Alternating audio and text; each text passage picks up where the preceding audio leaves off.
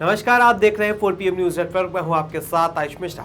क्या हुआ जब चढ़ावा चोरी विवाद में घिरी बीजेपी को बचाने के लिए अयोध्या पहुंचे योगी? कैसे योगी ने हिंदू मुस्लिम का कार्ड खेलते हुए विपक्ष पर निशाना साधा और कैसे विपक्ष ने योगी को अब मुंह तोड़ जवाब दिया है। दोस्तों, जैसे जैसे चुनाव की तारीखें नजदीक आ रही हैं, योगी आदित्यनाथ सब कुछ भूलकर फिर वही ध्रुवीकरण करने की राजनीति पर उतर आए हैं और फिर से वही मंदिर मस्जिद करने लगे हैं। शनिवार को वो जब अयोध्या पहुंचे तो उम्मीद थी कि वो चंदा चोरों के खिलाफ बयान देंगे और नामों के खुलासे करेंगे, लेकिन वो यहाँ फिर वही हिंदू मुसलमान की राजनीति पर उतर आए और पूछने लगे कि क्या कोई जामा मस्जिद में हनुमान चालीसा का पाठ कर पाएगा। सोचिए, योगी जो इतने बड़े सम्मानित पद पर बैठे हैं, वो मस्जिद में हनुमान चालीसा का पाठ करने की बात कह रहे थे, लेकिन विपक्ष भी फिर पीछे कहाँ रहने वाला था। उसने भी सीएम योगी के बयानों की हवा निकाल दी। तो आखिर ऐसा क्या हुआ कि चुनाव से ठीक पहले फिर से योगी आदित्यनाथ को मुसलमानों की याद आने लगी है और कैसे विपक्ष ने किया है पलटवार, बताएंगे आपको इस रिपोर्ट। चुनाव से ठीक पहले उठे चंदा चोरी के मामले को लेकर योगी सरकार बुरी तरह घिरी हुई है और शायद इसी को लेकर उनको अपनी कुर्सी जाते हुए दिखाई देने लगी है। शायद यही कारण है कि वो चंदा चोरी के आरोपों से घिरी बीजेपी को बचाने का पूरा जिम्मा योगी आदित्यनाथ ने अपने कंधों पर उठा लिया है, क्योंकि अब तक इस मामले को लेकर ना तो प्रधानमंत्री मोदी की तरफ से कोई बयान आया है और ना ही गृह मंत्री अमित शाह इस पर कुछ बोल पा रहे हैं।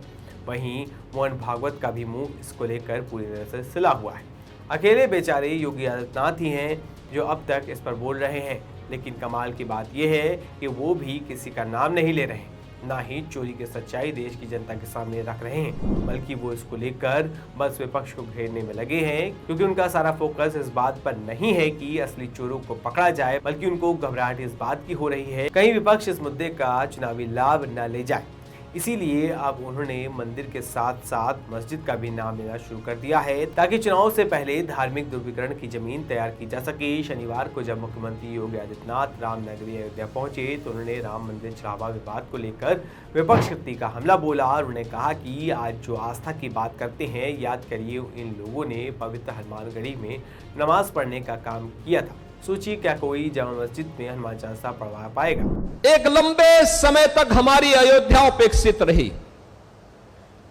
न सड़क, न बिजली, न पानी, यानी बगल में मां सरयू बह रही है, लेकिन तब भी अयोध्या उससे वंचित रहती थी।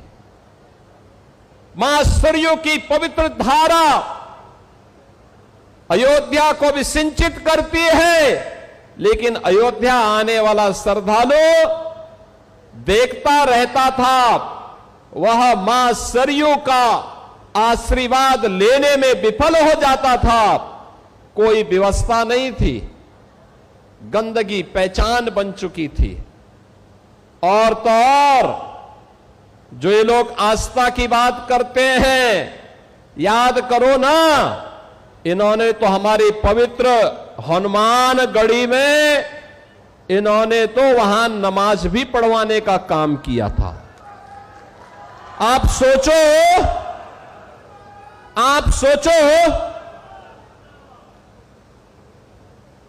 कल्पना करिए, क्या कोई जामा मस्जिद में कभी हनुमान चालीसा का पाठ कर पाएगा? क्या सरकारें करवा पाएंगी? क्या समाजवादी पार्टी और कांग्रेस करवा पाएगी? अगर नहीं करा पाएगी तो ये पाप क्यों करवाया गया था? अयोध्या में हनुमानगढ़ी की सीढ़ियों पर नमाज पढ़वाने का पाप क्यों करवाया गया था? कौन करवा रहा था ये? बहन और भाइयों, आज अयोध्या आप देखते होंगे, हमारी अयोध्या तीनों लोकों से न्यारी है। अब अयोध्या वैभवशाली है, वहां की गलियां अब चमक रही है, लाइट रहती है, और देश की चुनिंदा उन सिटी में से एक जो सोलर सिटी हो, प्रधानमंत्री मोदी जी का विजन। मोदी जी ने कहा कि सूर्यवंश की राजधानी है, तो सूर्यवंश की राजधानी भगवान सूर्य की रोशनी से ही रात्रि में भी जगमगाहट होनी चाहिए, और अयोध्या सोलर सिटी बन गई है। तो सुना आपने कि कैसे योगी आदित्यनाथ बार बार पुरानी घटनाओं को उठा कर ला रहे हैं और विपक्षी पार्टियों को घेरने की कोशिश कर रहे हैं, ताकि अब जो राम मंदिर में चढ़ावा चोरी का मामला सामने आया है उसको भुलाकर उस पर पर्दा डाला जा सके। वहीं आपको बता दें कि योगी आदित्यनाथ यहाँ जिस घटना की जिक्र कर रहे हैं, दरअसल वो घटना 2003 की है, जब प्रदेश में मुलायम सिंह यादव की सरकार थी। वही मुलायम सिंह जिनकी मोदी जी बड़ा सम्मान करने की बात करते हैं, जिनको पद्म विभूषण मरणोपरांत प्रदान किया गया। तब अयोध्या विवाद के शांतिपूर्ण समाधान के लिए हनुमानगढ़ी के महंत ज्ञानदास के आश्रम में रोजा इफ्तार का आयोजन किया गया था। इस कार्यक्रम में बाबरी मस्जिद के मुद्दई हाशिम अंसारी समेत कई मुस्लिम नेता शामिल हुए थे, जहां परिसर में नमाज पढ़ने का आरोप लगा। यह विवाद गहराने पर हनुमानगढ़ी के ही महंत धर्मदास मामले को लेकर लखनऊ उच्च न्यायालय ले गए, जहां उन्हें परिसर में इफ्तार न करने का स्टे मिला। साल 2005 में विवाद बढ़ने पर अखाड़ा परिषद के पूर्व अध्यक्ष महंत ज्ञानदास ने भविष्य में वहां दोबारा रोजा इफ्तार न कराने का निर्णय लिया, लेकिन आज इतने सालों के बाद योगी आदित्यनाथ को फिर से इन मामलों को जमीन से खोद कर निकाल रहे हैं, ताकि आज की चंदा चोरी की बात ना हो सके। वहीं योगी आदित्यनाथ के इस बयान को शेयर करते हुए कांग्रेस नेता सुप्रिया सेनेत ने लिखा कि हमारे लाखों जागृत मंदिर कम पड़ गए हैं क्या? हम अपने प्रभु की चालीसा का पाठ वहाँ करेंगे, कहीं और क्यों करें? कुतर्क की भी हद होती है।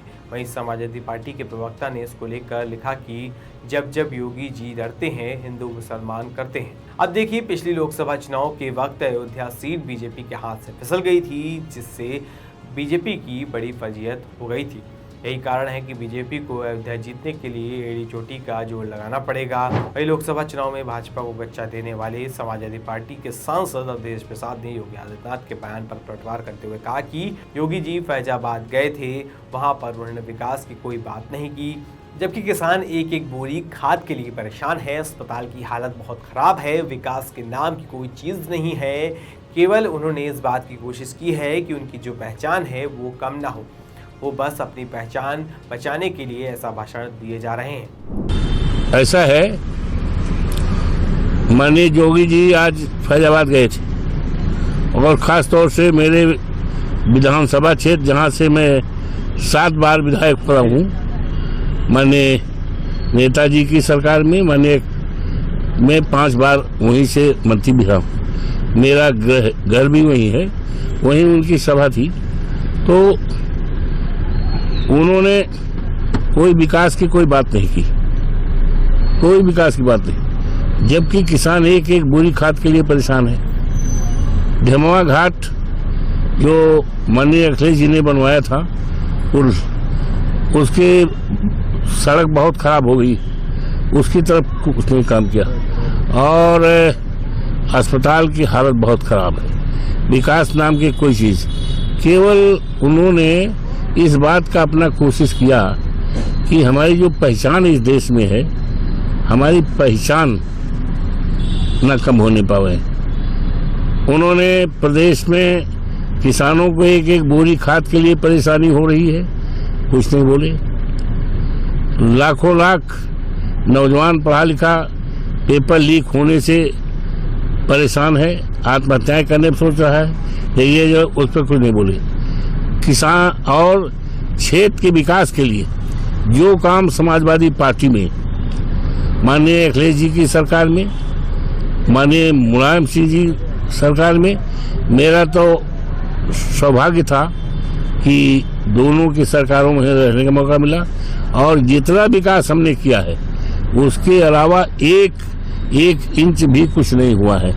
तो कोई मतलब नहीं है। और जो बोले हैं वो, उनको इस बात की चिंता है कि हमारी जो पहचान है देश में, हमारी पहचान न कम होने पावे, चाहे जनता को चाहे जो कुछ हो।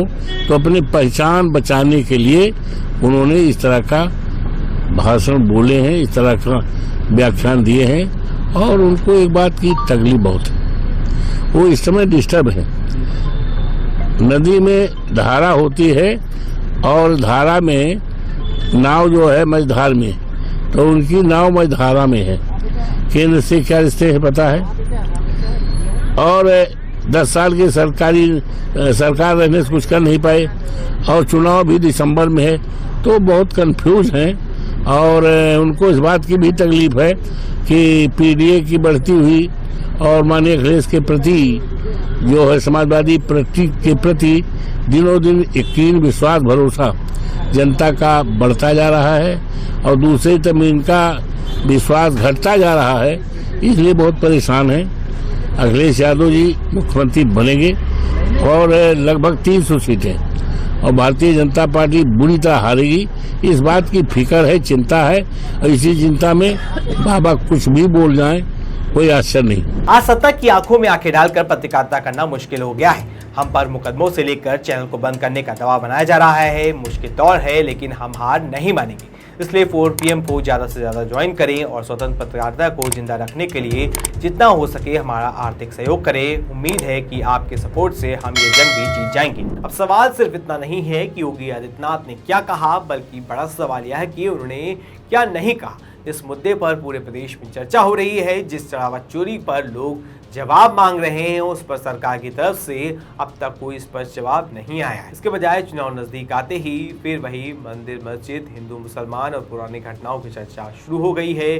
विपक्ष का आरोप है कि जनता का ध्यान असली मुद्दों से हटाने के लिए धार्मिक बहस छेड़ी जा रही है, जबकि सरकार का कहना है कि वह आस्था और संस्कृति की रक्षा की बात कर रही है। लेकिन आखिर फैसला तो जनता को करना है कि चुनाव विकास, रोजगार, किसानों, महंगाई और कानून व्यवस्था जैसे मुद्दों पर होगा या फिर एक बार फिर धार्मिक ध्रुवीकरण की राजनीति पर। इस पूरे मामले को लेकर आप क्या सोचते हैं, आपकी क्या राय है, हमें कमेंट करके जरूर बताएं। अगर आपको वीडियो पसंद आई हो तो लाइक करें, शेयर करें और ऐसी ही तमाम खबरों के लिए 4PM यूपी को सब्सक्राइब करें। धन्यवाद।